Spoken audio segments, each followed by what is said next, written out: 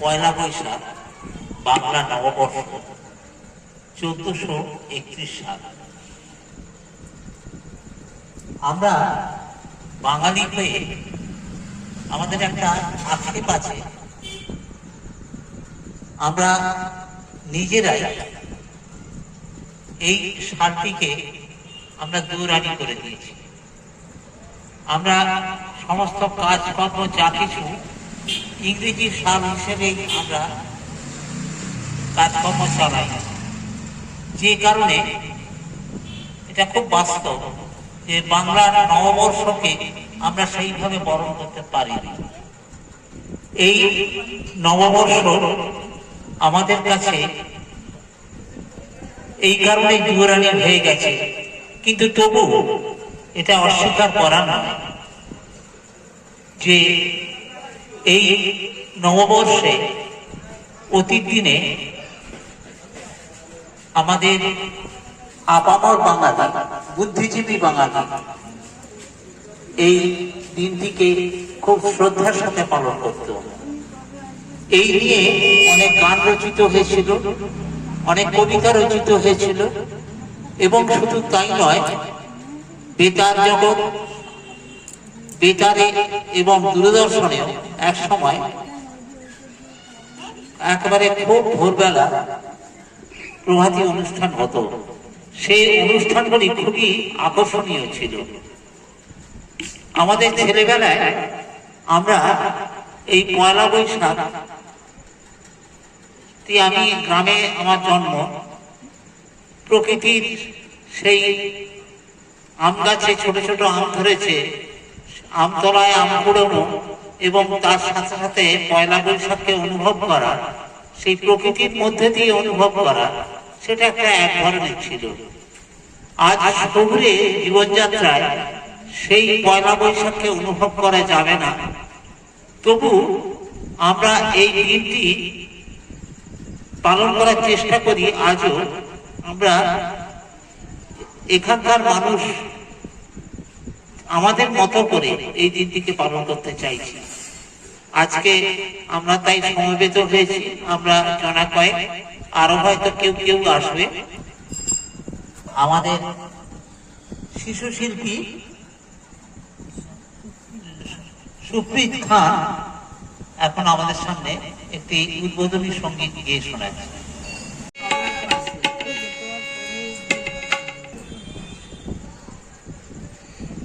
দারুণ অগ্নিবাণে রে, দারুণ অগ্নিবাণে রে, হৃদয় তৃষায় হানে রে, হানে দারুণ অগ্নিবাণে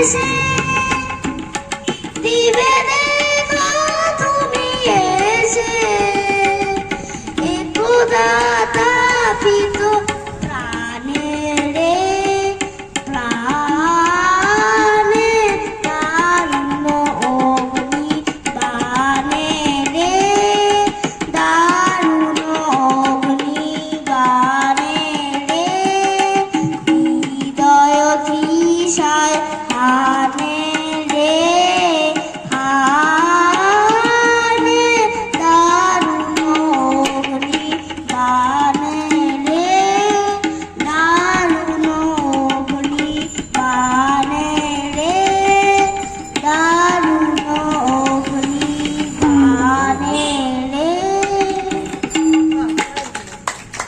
ধন্যবাদ।